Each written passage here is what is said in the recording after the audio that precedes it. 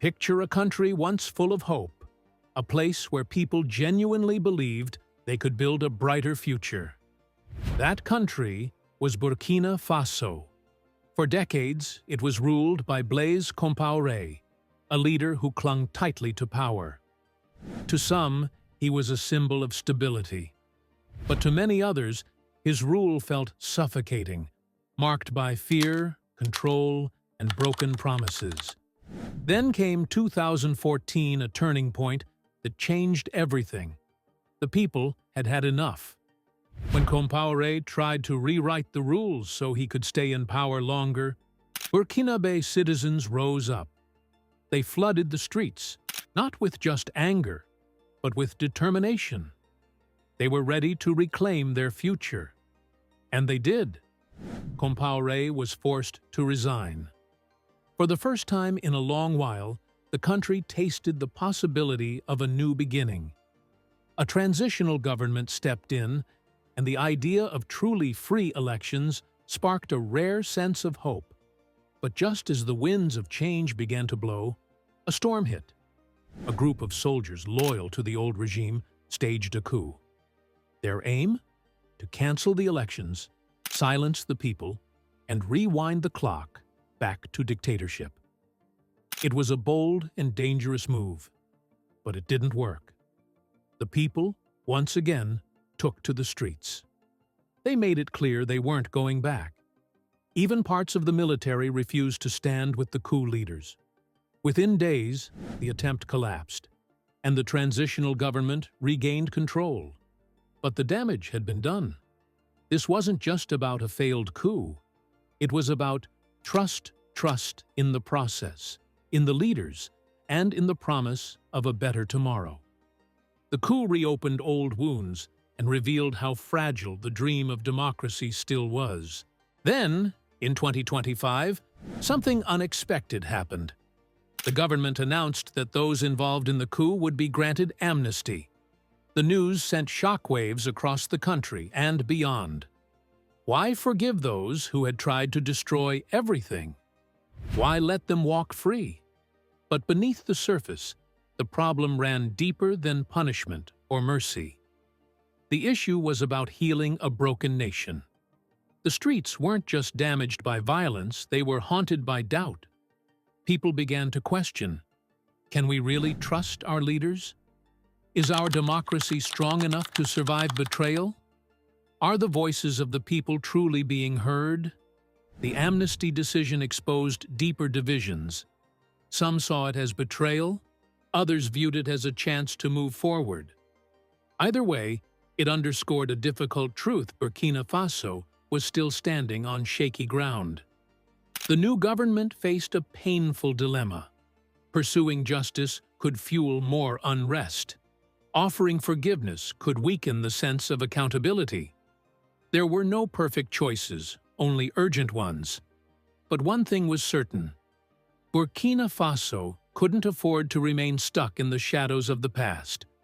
After years of dictatorship, a people's uprising, and a near collapse from a military coup, the hunger for stability had become more than a wish, it was a survival need. Yet moving forward wasn't as simple as turning the page. You can't erase history. You can't forget 2015. It wasn't just an incident, it was a warning. Sometimes, history turns on a single moment. Let's rewind to 2014, when something powerful happened in Burkina Faso. After decades under Blaise Compaoré, a man who clung tightly to power, the people finally said, "Enough is enough." With courage and unity, they forced him to step down. For the first time in a generation, hope filled the air. It felt like a new chapter was opening. The idea of free and fair elections, long just a dream, was suddenly within reach. But just as the country was preparing to breathe freely again, the calm was shattered. A group of soldiers, still loyal to the old regime, attempted a coup.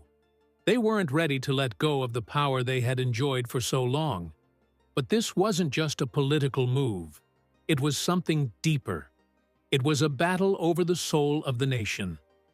The timing couldn't have been worse. After years of tight control and broken trust, the country was just starting to recover. Had the coup succeeded, it would have dragged Burkina Faso right back into the shadows of repression and instability, undoing all the hard-won progress. But more than that, the coup exposed deeper cracks in the country fault lines that didn't just divide politicians, but ran through families, friendships, and entire communities. People were split, not just by ideology, but by fear, memory, and identity. It was like reopening a wound that had never truly healed.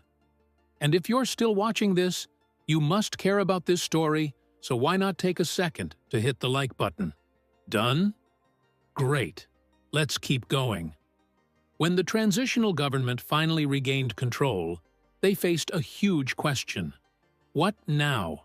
How do you rebuild a country still fragile from decades of abuse and division? How do you restore faith in a system that's been broken for so long? Their answer was bold and controversial. They chose to offer amnesty to those involved in the coup. To some, it was an act of compassion aimed at national healing. To others, it felt like betrayal, like letting the past walk free without consequences. But the leadership understood the country was walking a tightrope. The coup had shown just how easily things could fall apart again. Many still supported the old regime. If the government responded with harsh punishment, it risked pushing the country into another spiral of unrest. So, the amnesty wasn't about ignoring the past. It was about creating space to move forward. The goal wasn't forgiveness for its own sake, it was survival. It was about preventing another collapse. But this wasn't a get-out-of-jail-free card. It came with conditions. Those responsible for the coup had to do more than just say, sorry. They had to admit, publicly, what they had done, no hiding, no blaming others. Facing the nation, they had to say, yes, I played a part in the chaos. And that was only step one. They also had to put their lives on the line to protect the very country they had once threatened. They were ordered to fight against armed groups that were spreading fear and violence throughout Burkina Faso. This wasn't just about redemption, it was about action. Words alone weren't enough. They had to prove that they were willing to help rebuild what they tried to break. Still, the backlash came quickly. Critics argued that the decision undermined justice, that it sent the wrong message. If you rebel at the right time, you might just be forgiven. But from the government's point of view, the only real way forward was unity. The region was already unstable. Militant threats were growing. Burkina Faso could not afford to remain divided. For the government, amnesty was not weakness, it was strategy. A gamble to hold the country together before it fell apart again. The purpose of the amnesty law in Burkina Faso wasn't to let wrongdoers walk free. It was a strategic move aimed at bringing a divided country together to face a much larger threat. But this wasn't a case of simply saying, all is forgiven. The process came with serious conditions. This law had real weight behind it. Soldiers who wanted to benefit from it had to meet two strict requirements. First, they had to openly admit their role in the failed 2015 coup. No excuses, no vague answers, just the truth. Second, they had to pledge their loyalty to the government and actively join the fight against armed insurgents who were growing stronger across the region. So, this amnesty wasn't a gift. It was a deal, a high-stakes agreement.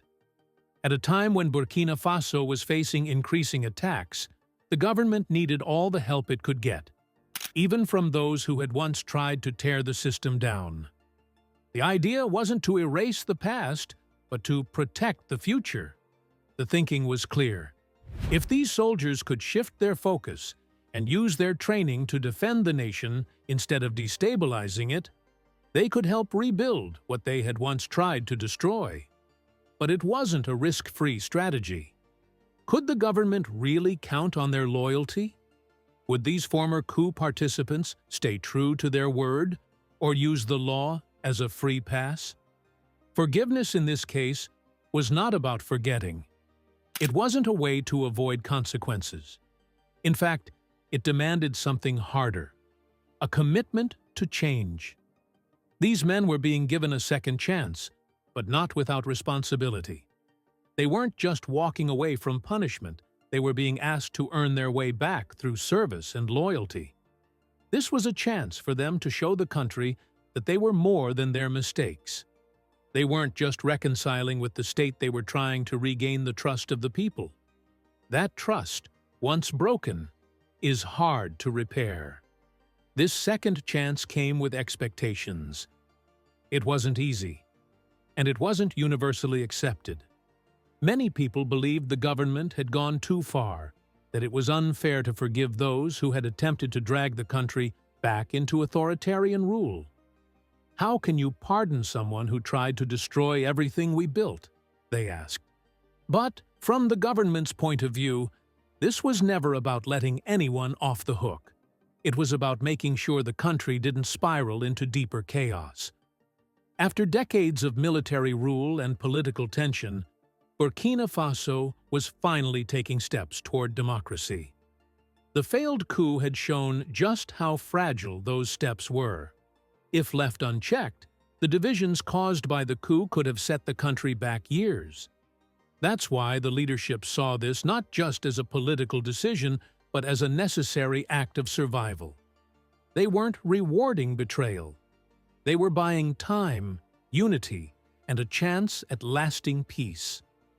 Faced with a nation on edge and a future hanging in the balance, Burkina Faso's leaders made a bold and controversial move. They chose reconciliation over retribution. They offered amnesty, not as an act of forgetfulness, but as a pathway to peace. This wasn't just about letting people off the hook. It was a calculated attempt to bring together a fractured nation and turn former enemies into allies. The idea was simple, but putting it into action was far from easy. Could the same soldiers who once tried to overthrow the government now be trusted to protect it? Could amnesty truly heal, or would it only deepen divisions? These were the difficult questions leaders had to face. To avoid chaos and misuse, the government put strict rules in place. Amnesty wasn't automatic, it had to be earned. First, every soldier applying for it had to come clean. They had to publicly admit their involvement in the 2015 coup. No lies, no loopholes, no brushing the truth under the rug. Acknowledgement was the first step toward rebuilding trust. But admission alone wasn't enough. These former coup participants also had to commit to a new mission, defending Burkina Faso against the growing wave of extremist violence sweeping across the region. This was a nation under siege, and the government needed every available hand, even if it came from those who once opposed it. So amnesty wasn't a gift, it was a challenge. It came with expectations. Those who once tried to destabilize the country were now being asked to help safeguard it. Their loyalty would no longer be measured by the past, but by their willingness to fight for the country's future. Still, it was a risky path. What if some of these individuals weren't sincere? What if the policy backfired and gave the green light for future uprisings? These were valid fears, and the government knew it was taking a gamble. Burkina Faso, like many countries in the Sahel, is facing a growing insurgency. Extremist groups are targeting communities and weakening national unity. The danger isn't just political anymore, it's existential. That's why the decision to grant amnesty was more than just a moral gesture. It was about survival. This wasn't just about healing wounds, it was about preventing collapse.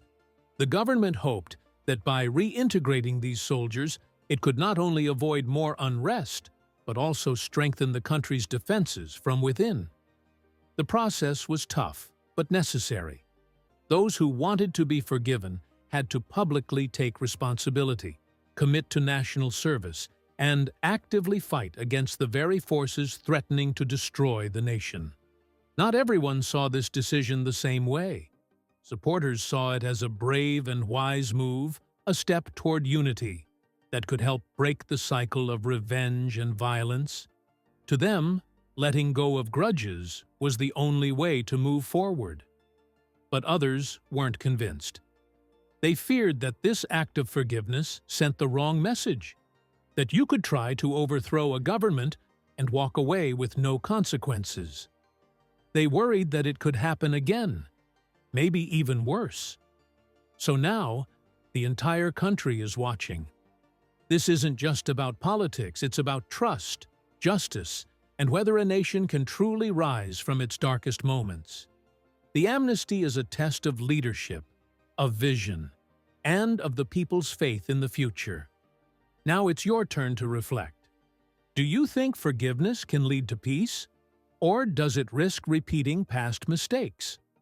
Let us know what you think in the comments below. And if you found this video meaningful, don't forget to like, subscribe, and turn on notifications so you never miss a story that matters.